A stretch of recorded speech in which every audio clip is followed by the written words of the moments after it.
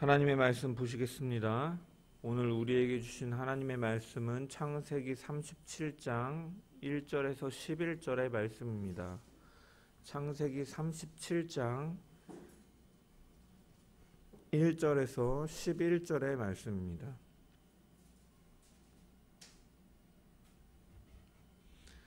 제가 하나님의 말씀을 봉독합니다. 야곱이 가나안 땅 곧 그의 아버지가 거류하던 땅에 거주하였으니 야곱의 족보는 이러하니라. 요셉이 17세의 소년으로서 그의 형들과 함께 양을 칠 때에 그의 아버지의 아내들 비라와 실바의 아들들과 더불어 함께 있었더니 그가 그들의 잘못을 아버지에게 말하더라. 요셉은 노년에 얻은 아들이므로 이스라엘의 여러 아들들보다 그를 더 사랑하므로 그를 위하여 채색 옷을 지었더니 그의 형들이 아버지가 형들보다 그를 더 사랑함을 보고 그를 미워하여 그에게 편안하게 말할 수 없었더라. 요셉이 꿈을 꾸고 자기 형들에게 말하매 그들이 그를 더욱 미워하였더라. 요셉이 그들에게 이르되 청하건대 내가 꾼 꿈을 들으시오. 우리가 밭에서 곡식단을 묶더니 내 단은 일어서고 당신들의 단은 내 단을 둘러서서 절하더이다. 그의 형들이 그에게 이르되 내가 참으로 우리의 왕이 되겠느냐 참으로 우리를 다스리게 되겠느냐 하고 그의 꿈과 그의 말로 말미암아 그를 더욱 미워하더니 요셉이 다시 꿈을 꾸고 그의 형들에게 말하여 이르되 내가 또 꿈을 꾼즉 해와 달과 열한 별이 내게 절하더이다 하니라.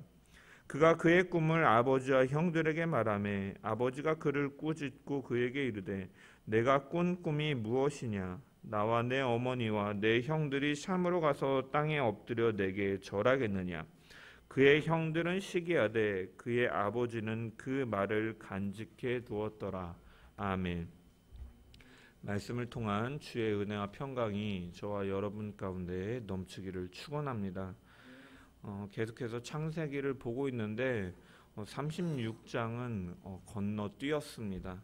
왜냐하면 36장은 이제 에서 집안에 대한 이야기를 다루고 있는데 그냥 이름들이 쭉 나열되어 있고 주목해야 될 내용들이 있다고 보기는 어렵기 때문에 넘어가도록 합니다. 다만 창세기에 왜 이렇게 에서의 족보를 기록하고 있는가? 우리가 아브라함의 아들들 그 이스마엘과 이삭 때도 그랬지만 택함을 받지 못했던 이 이스마엘의 자손 이야기가 어디에 배치되어 있냐면 아브라함의 죽음 이후에 배치되어 있습니다. 그리고 그 이후에 이제 이삭이 등장하는 것처럼 언약의 계승자였던 이삭이 등장하였던 것처럼 마찬가지로 이제 35장에서 이제 이삭이 죽고 나서 그 다음에 이제 이 언약 밖에 있는 에서의 이야기를 먼저 다루고 배치하고 그 다음에 야곱의 족보 이야기가 이렇게 등장하는 것이죠. 이것은 이 아브라함에서 이삭으로 넘어갈 때도 그렇고 이제 이삭에서 야곱으로 넘어갈 때도 마찬가지로 이 선조들의 이야기가 동일한 흐름에 따라서 가고 있다. 따라서 이것은 배후에서 하나님의 구속사역 가운데 이러한 일들이 이루어지고 있다는 것을 보여주기 위해서 창세기 기자는 동일하게 내용을 배치함으로써 이렇게 이야기를 전개해 나가고 있다라고 해석을 하시면 됩니다. 창세기 기자는 이제 37장에서 보면은 이 언약 안에 있는 야곱의 족보, 야곱과 그 야곱의 족보에 관심이 있습니다. 그래서 야곱의 족보를 언급하며 1절을 보면 이렇게 시작을 하고 있습니다. 야곱이 가나안 땅 곧 그의 아버지가 거류하던 땅에 거주하였으니. 창세기 기자는 여기서 보면 야곱이 정착한 곳이 가나안 땅이다라고 기록하고 있습니다.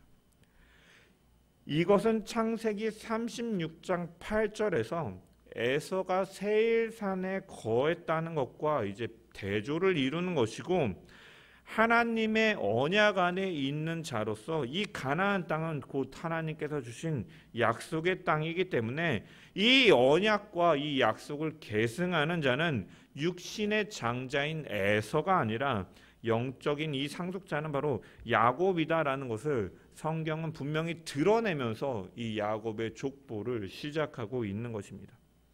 특별히 원어 성경을 보면 이러한 이 특징이 더 잘 드러나는데, 이 가나안 땅이라는 것 앞에 이제 전치사 이제 이 무엇 안에라는 전치사를 붙임으로 인해서 나그네였던 야곱이, 나그네의 삶이었던 야곱이 이제 하나님께서 약속하신 그 기업 안으로 들어오게 되었다라는 것을 성경은 분명히 보여주고 있다는, 그래서 가나안 땅 안으로 왔다, 안에서 거주하였다라고 성경은 이렇게 강조하고 있는 것입니다.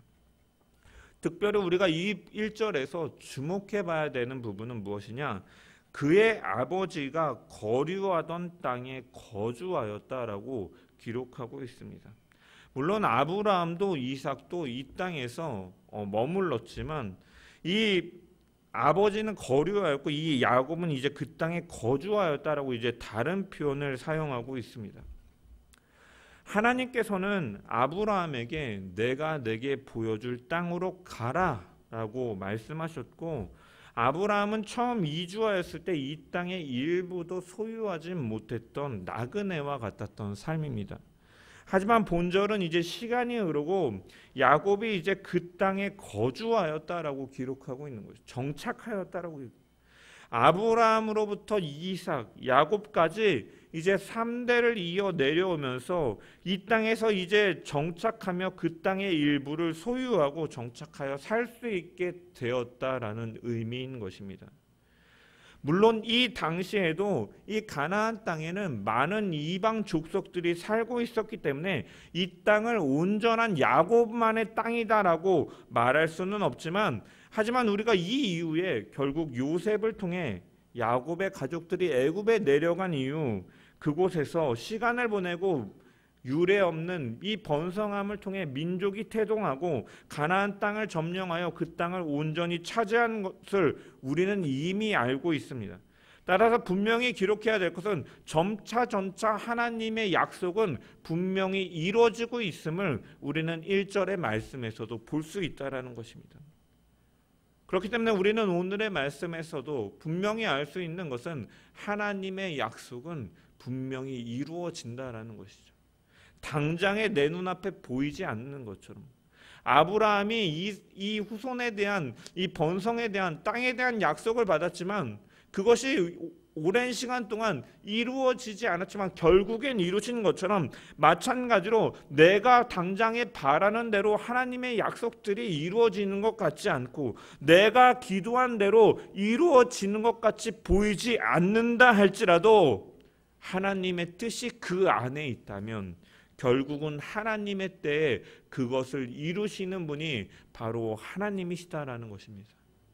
다만 일어나지 않은 것은 아직 하나님의 때가 아니거나 하나님의 뜻이 아니기 때문이죠.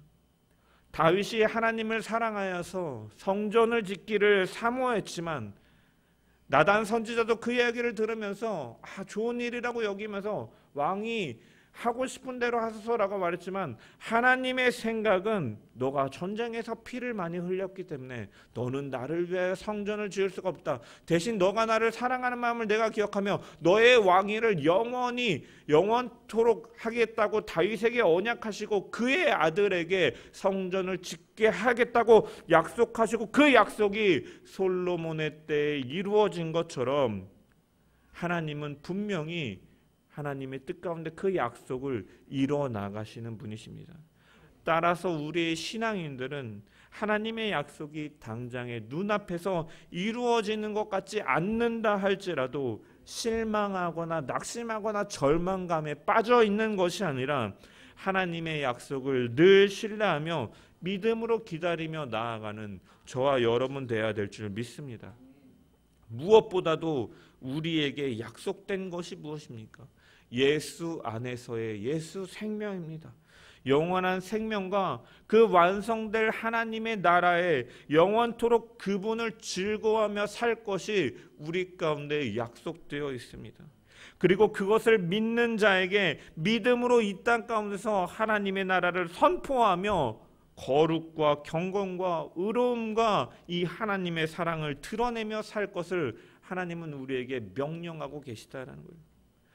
때로는 우리가 아무리 이렇게 아둥바둥 믿음으로 사는 거 하더라도 주변이 복음의 변화가 일어나지 않는 것 같고, 여전히 나의 연약함 속에서 스스로를 바라볼 때도 믿음 없고 작고 이 없어 보일지라도 하나님은 그 겨자씨 같은 믿음을 통해서도 큰 일을, 그 구원의 약속을 이루시는 분이다라는 거. 왜? 그 겨자씨는 생명이 있는 것처럼 예수 안에 생명이 있기 때문에 예수를 믿는 자들에게는 하나님께서 그 구원을 이루실 것을 우리는 분명히 믿고, 우리는 약속을 이루시는 하나님만을 늘 믿고 의지하며 이 땅에서의 삶 가운데 그저 우리에게 맡기신 씨를 뿌리라 하셨으면 뿌리고, 경건과 거룩과 의로움과 그 사랑을 나타내며 살아가는 저와 여러분 돼야 될 줄 믿습니다.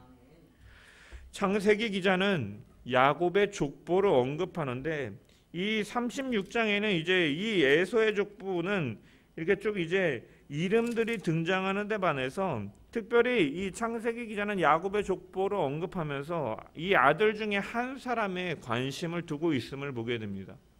2절의 말씀을 보면은 야곱의 족보는 이러하니라. 요셉이 17세의 소년으로서 그의 형들과 함께 양을 칠 때에 라고 이렇게 기록하고 있습니다. 성경은 야곱의 족보니라 하면서 아들들의 이름을 나열하는 것이 아니라 요셉을 언급하고 있다는 것입니다. 요셉은 이 야곱의 11번째 아들이죠. 아버지 야곱은 이 12명의 아들들이 있었는데 그 중에 요셉을 가장 사랑했습니다. 그래서 3절에 보면 요셉은 노년에 얻은 아들이므로 이스라엘의 여러 아들들보다 그를 더 사랑하였다라고 기록하고 있는 것이죠. 여러분, 그렇다면 야곱은 왜 요셉을 이토록 가장 사랑했을까? 거기에는 몇 가지 이유가 있습니다. 첫 번째로는 야곱에게 4명의 아내가 있었는데 이 4 아내 중에 이 요셉의 어머니였던 라헬을 야곱이 가장 사랑했기 때문입니다. 우리가 이전의 말씀을 통해 살펴본 것처럼 야곱은 이 에서의 축복을 아버지가 형을 속여서 강탈한 이후에 이제 그 형의 위협 속에서 목숨의 위협을 느껴 외삼촌 라반의 집으로 가게 됩니다.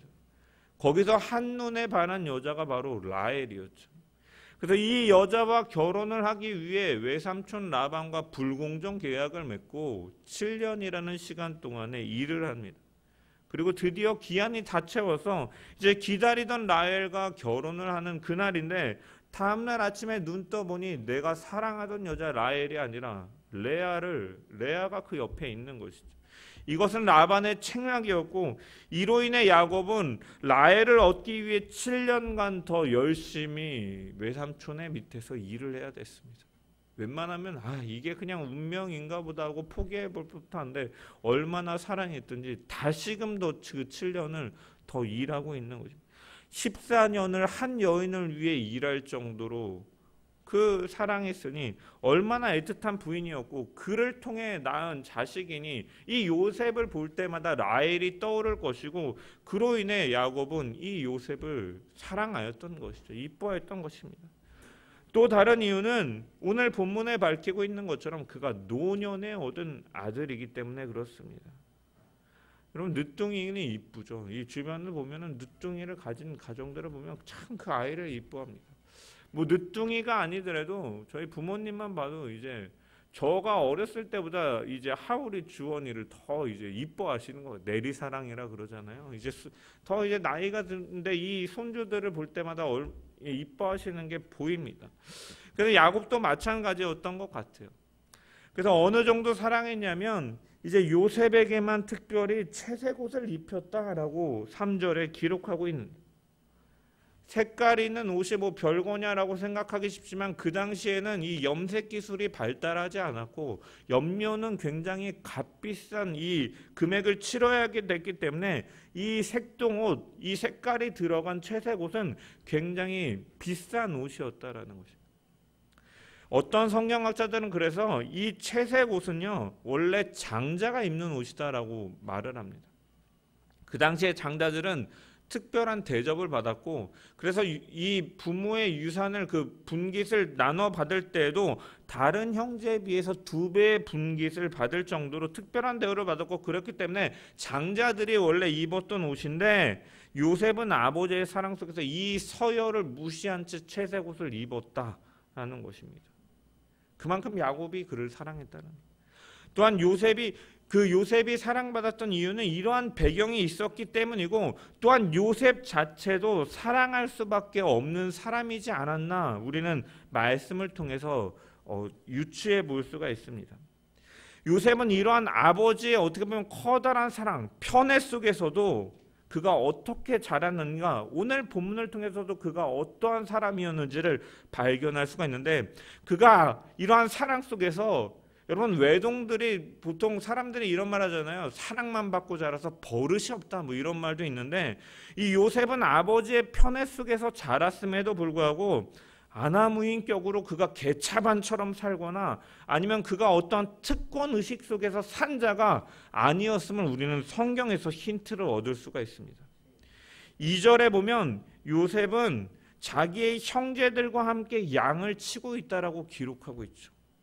그의 형들과 함께 양을 칠 때 그의 아버지의 아내들 비라와 실바의 아들들과 더불어 함께 있더니 라고 기록하고 있습니다. 여러분, 야곱은 4명의 여인에게서 12명의 아들을 낳았죠. 레아를 통해서 르우벤, 시므온, 레위, 유다, 이사갈, 스불론을 낳았고, 라헬을 통해서 요셉과 베냐민을 낳았고, 이 라헬의 종 비라가 낳은 아들 단과 납달리가 있으며, 또 이 레아의 여종 실바가 낳은 갓과 아셀이 있습니다. 근데 여기 보면 그 형제들 가운데 요셉이 형제들과 함께 양을 쳤는데 특별히 비라와 실바의 아들들과 함께 있었다라고 성경은 기록하고 있습니다. 왜 레아의 아들들이 아니고 이 레아의 아들들을 포함한 아들들이 아니라 이렇게 비라와 실바의 아들들과 함께 있었을까? 왜냐하면 레아와 라헬은 처음에 야곱과 결혼한 이후에 그들은 어떤 관계였습니까? 우리가 말씀을 통해 살펴본 것처럼 경쟁 관계였잖아요. 자식을 낳는 데 있어서도 남편을 얻기 위해서 경쟁하는 관계였던 것을 야곱은 너무나 잘 알고 있었죠. 그래서 그 자식들과도 이 부모의 영향을 받기 때문에 자식들도 이러한 다툼과 갈등이 있을 수 있을 것을 미연에 방지하기 위해서 의도적으로 이 요셉을 레아의 아들들이 아닌 첩의 아들들과 함께 있도록 야곱이 하였던 것을 우리가 유추해 볼 수가 있습니다. 또한 그가 어쨌든 그 어머니 라헬은 베냐민을 낳다가 이제 죽죠. 그래서 어머니를 일찍 잃은 요셉에게 이 레아의 돌봄을 받을 수는 없었으니까 여종들로부터 돌봄을 받을 수 있게 하였기 때문에 이 비라와 실바의 아들들과 아마 요셉이 가까이 지냈었을 것이다 라고 또한 생각해 볼 수가 있습니다. 요셉은 그들과 함께 양을 쳤습니다. 아버지로부터 특별한 사랑을 받는 요셉이었다면, 그가 마음만 먹는다면 힘든 양치기 생활은 빠질 수도 있었을 것입니다. 아버지, 나는 그거 냄새나고 너무 힘들고 피곤하니까 나는 좀 빼주세요 하면 이 장자의 이 채색옷 이 서열까지 바꿔가면서 요셉을 사랑했던 이 야곱의 모습을 보면 분명히 이 요셉은 빠질 수가 있었을 것입니다. 하지만 요셉은 다른 형제들과 함께 양치는 일에 땀 흘리며 최선을 다하였다라는 것이죠. 우리가 여기서뿐만이 아니라 우리는 요셉의 인생을 사실은 너무나 잘 알고 있잖아요. 그는 늘 자신의 삶 속에서 그는 하나님과 함께하는 자로서 최선을 다해 살았던 자입니다. 노예로 팔려간 보디발의 집에서도 형제들로부터 팔려나가서 어떻게 보면 좌절하고 어떻게 보면 실망감에 인생을 포기할 수도 있는 그러한 상황이었지만, 요셉은 그 팔려간 보디발의 집에서도 그는 최선을 다해 그 집에 허락된 환경에서 그는 최선을 다하였기 때문에 그 주인은 요셉을 보고서 하나님과 함께하는 자로 형통한 자로 알아서 그의 가정의 모든 일들을 요셉에게 맡긴 것을 우리는 볼 수가 있습니다. 그가 또한 이후에 보디발의 아내로부터 누명을 쓰는 이후에 감옥에 갇혔을 때도 그 감옥에서조차 그의 생활이 어떠했는지를 우리가 유추해 볼 수 있기 때문에, 성실하고 그가 정직하였기 때문에 그 감옥을 관리하는 간수장이 옥의 모든 살림을 이 요셉에게 맡긴 것을 우리가 알 수가 있습니다. 이것은 요셉이 하나님과 함께하는 자로서 그가 어떠한 삶을 살았는지 보여주는 단면인 것이죠. 우리는 이 요셉의 모습을 보면서 하나님과 함께하는 자는 이 땅에서의 사는 삶을 동안 우리가 어떤 자세로 살아가야 되는가 발견할 수가 있는 거죠. 성경은 이것을 우리에게 교훈하고 있다라는 것입니다. 바로 허락된 환경 속에서 늘 최선을 다해 살아가야 된다라는 거죠. 왜? 그것이 바로 하나님께서 내게 허락하신 곳이고 환경이기 때문임을 믿기 때문입니다. 가끔 이렇게 안타까운 이야기를 듣는 것 중에 하나가 뭐냐면, 직장 생활을 하는 중에 기독교인들이 싫다라고 말하는 사람들이 있어요. 왜 그러냐 보니까 자기들이 맡아서 해야 될 일을 이제 신앙의 핑계를 대면서 나 예배 참석해야 돼, 나 교회 가서 봉사해야 돼 라고 말하면서 뭐 잔업이라든지 야근이라든지 이런 것을 할 때 막 이렇게 그걸 핑계대면서 빠지는 사람들이 있다라. 그게 너무 보여서, 보통 때는 그 사람이 정말로 신실하게 살았다면, 그 사람이 정말로 예배로 인하여 갔다면 인정해 줬겠지만, 평소에는 그렇게 하지 않으면서 그럴 때만 그런 신앙의 핑계를 대면서 빠져나가는 모습을 볼 때, 그래서 나는 교회 나가는 사람들이 싫다라고 말하는 사람들이 있더라고요. 여러분, 우리가 신앙과 세상의 일을 선택해야 될 결정적인 순간에는 분명히 우리가 신앙과 하나님의 말씀을 쫓아 살아가는 것이 당연하지만, 우리가 신앙을 핑계로 해서 우리에게 허락된 삶의 일상의 삶 속에서 최선을 다하지 못하고 도피하는 방법으로 신앙을 핑계로 대며 살아간다면 그것은 세상 가운데서 빛과 소금의 역할을 감당하는 것이 아니요, 하나님을 믿는 자로서, 하나님과 동행하는 자로서 살아가는 것이 아님을 우리는 분명히 기억해야 될 줄 믿습니다.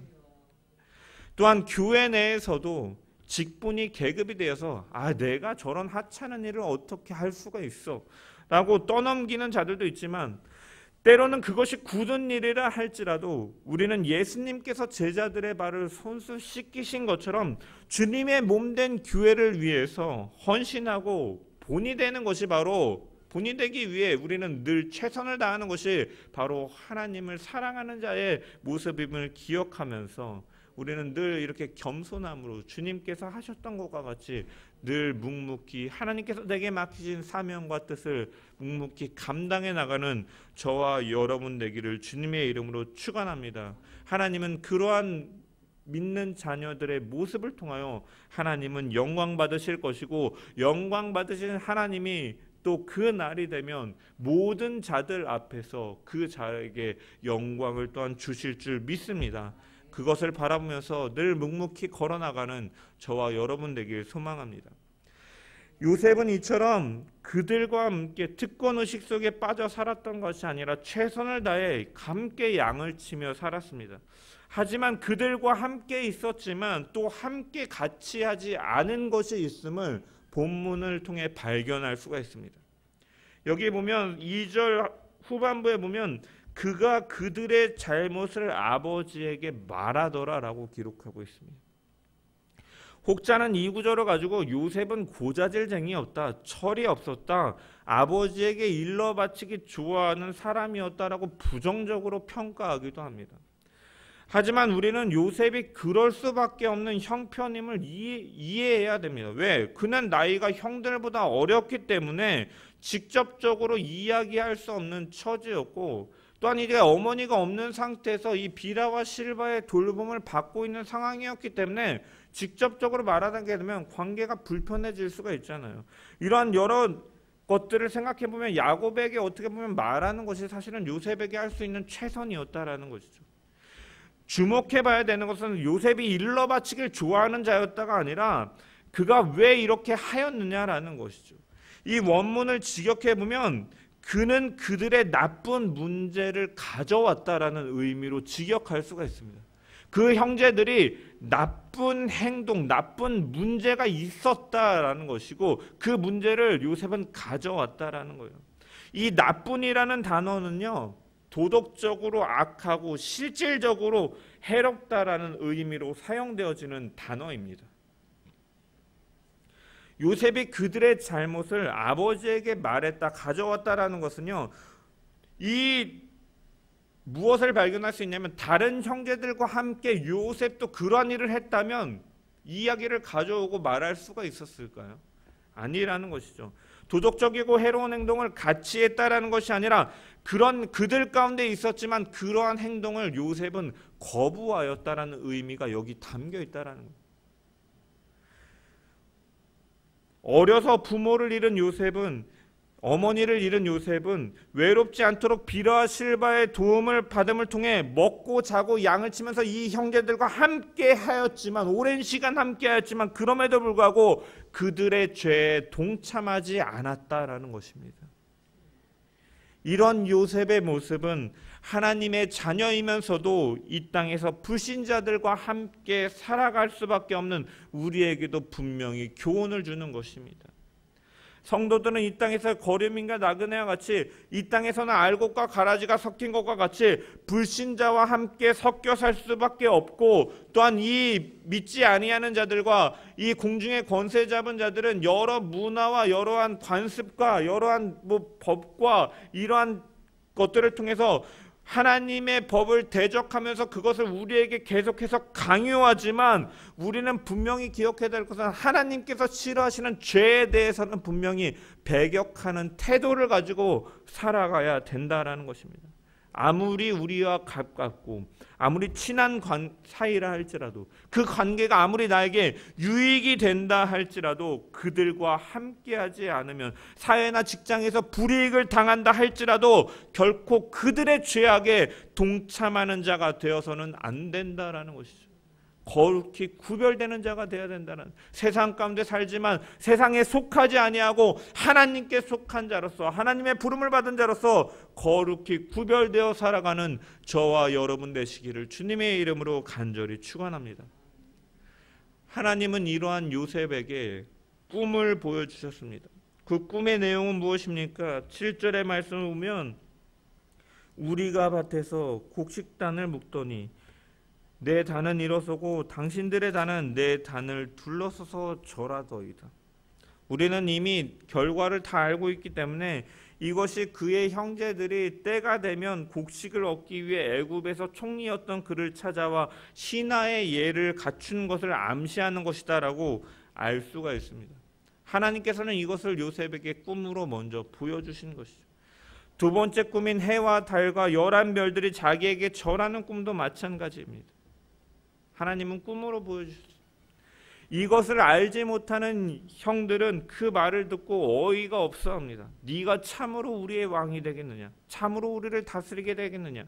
가뜩이냐 아버지의 사랑을 독차지함을 통해서 미움이 가득한데, 이 미워하는 요셉을 이제 증오하게 되는 거죠. 이런 말까지 하니까 결국 이 일은, 이 꿈을 본 일은요, 요셉의 고난에 있어서 어떻게 보면 시발점과 같은 일이 되어버렸습니다. 계기가 되어버린 것이죠.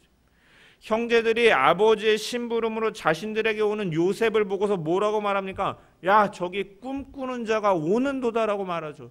이 꿈으로 인해서 그들의 미움이 더욱더 커지고 증오하는 마음이 되어서 이 요셉을 종으로 노예로 팔아버리는 일을 갖게 된 것입니다. 요셉은 어떻게 보면은 그 꿈으로 인하여서 하나님께서 보여주신 꿈을 쫓다 보니까 오히려 그는 고난을 당하게 됩니다. 보디발의 집에 노예로 팔려가게 되고 형제들로부터 미움을 당하게 되고 또한 감옥에 갇히기도 합니다.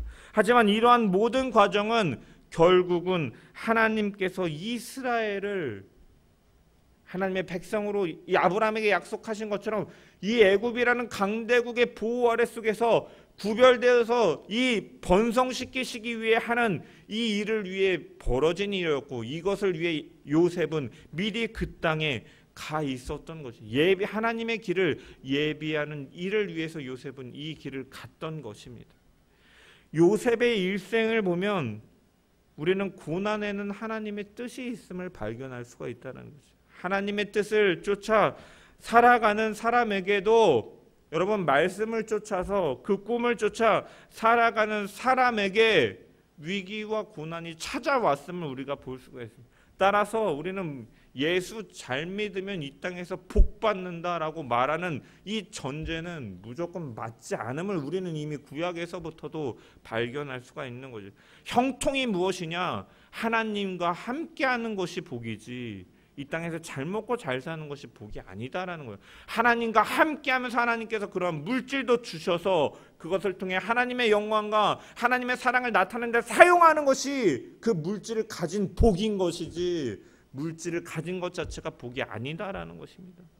마찬가지로 우리가 하나님의 뜻을 쫓아 말씀을 쫓아 살아갈 때 우리 가운데 오히려 더 고난이 찾아올 수 있다는 요셉의 상황을 보십시오. 정말 한 인간이 버티기 어려울 만한 고난이 그에게 있었음을 보게 됩니다. 그러나 기억해야 될 것은 고난의 순간도 상황도 다 하나님의 계획하심 가운데 있었고 하나님의 그 크신 사역 가운데 어떤 일부분으로 그 각본대로 흘러져 가고 있었음을 우리는 알 수가 있는 것입니다. 물론 우리는 결과를 알고 있기 때문에 이 요셉에 대해서 쉽게 말할 수가 있습니다. 요셉이 형제들에게 팔리고 타지에서 노예로 살면서 외로움에 몸부림치던 그 세월, 감옥에 갇혔던 그 시간들, 모함으로 인하여서 억울했던 그 심정들, 자신의 왕에게 자기를 빼달라고 부탁했지만 이 사람들은 자기의 자리로 돌아가자마자 자기를 잊어버림 속에서 소외되고 어떻게 보면 억울하고 분통한 이러한 분노의 시간들이었을 것입니다. 하지만 그는 하나님의 꿈을 묵묵히 쫓아 약속을 묵묵히 쫓아 걸어갔던 것입니다. 어린 요셉은 하나님이 보여주신 꿈을 말하였습니다. 해석해주지 않았지만 저는 요셉이 이미 이 꿈의 의미를 알고 있었다라고 생각을 합니다. 그래서 그는 하나님을 인정했기 때문에 요셉이 그 성경의 이 창세기를 보면은 이러한 고난 속에서도 한마디라도 요셉이 하나님을 원망했다라는 기록이 이야기를 찾을 수가 없는 것이죠. 환경을 보면 얼마든지 요셉은 불평하고 원망할 수 있었습니다. 채색옷을 벗기고 그를 죽이기 위해서 형들이 구덩이에 던졌을 때 형들을 원망할 수가 있었고 미디안 상인들은 왜 형제들이 파는데 나를 데려가는가 그들을 원망할 수도 있었고 보디발의 집에서 노예 생활을 할 때나 억울하게 누명을 썼을 때나 얼마든지 원망하면서 하나님께 해도 너무하십니다 하나님 라고 말할 수도 있었겠지만 요셉은 꿈을 통하여 하나님의 뜻을 선명하게 보았기 때문에 그는 묵묵히 그 길을 걸어갔던 것입니다. 여러분 섭리라는 단어가 있습니다. 섭리는 하나님께서 모든 피조물을 통치하시고 운행하신다라는 의미입니다. 이 땅에서 일어나는 모든 일들은 하나님의 통치에서 벗어날 수 없다라는 것을 고백하는 것이 하나님의 섭리를 인정하는 것이죠. 우리의 마음에 드는 일이나 들지 않는 일 모두 역시도 하나님께서 행하시는 일임을 우리가 고백하면서 살아가는 것이 바로 이 섭리를 인정하는 것입니다. 여러분 요셉은 하나님의 섭리를 인정하는 신앙을 가지고 살았기 때문에 그가 불평하지 않고 하나님께서 하시는 일이라 생각하며 묵묵히 그 길을 걸어가 그 안에 분통함이 왜 없겠습니까? 억울함이 왜 없었겠습니까? 그럼에도 그가 끝까지 그가 그 길을 걸어날 수 있었던 것은 하나님의 말씀을 바라보고 그 이루어질 일들을 그 약속들을 내가 바라보는 것보다 더 크게 행하실 그 하나님을 믿었기 때문에 그는 바라보았기 때문에 그는 묵묵히 걸어갔던 것입니다. 그래서 그는 나중에 형제들에게 이렇게 말을 하죠. 당신들이 나를 이곳에 팔았으므로 근심하지 마소서 한탄하지 마소서 하나님이 생명을 구원하시려고 나를 당신들 앞서 보내셨나이다라고 그가 고백하고 있는 것입니다. 여러분 우리도 혹시 나름대로의 계획을 살지만 내 생각과 계획대로 진행되지 않을 때 원망하고 불평하지는 않습니까? 그러나 하나님의 생각은 우리의 생각과 계획보다 크신 분임을 우리는 늘 기억하며 우리의 삶 속에서 때로는 원치 않는 일들이 벌어지고 고난이 찾아온다 할지라도 성경이 요셉에게 여호와께서 함께 하시니라 라고 말씀하고 있는 것처럼 하나님이 늘 우리와 함께 하심을 잊지 않고 우리의 삶이 그 하나님의 뜻 가운데 있음을 기억하면서 요셉이 하나님의 그 꿈을 쫓아 하나님과 함께 하심을 믿고 묵묵히 걸어갔던 것처럼 이 하나님의 말씀과 뜻을 쫓아 내게 허락된 이 환경 속에서 묵묵히 주의 자녀로 주의 뜻을 나타내며 분별하며 믿음으로 살아가는 저와 여러분 되시기를 간절히 주님의 이름으로 축원합니다.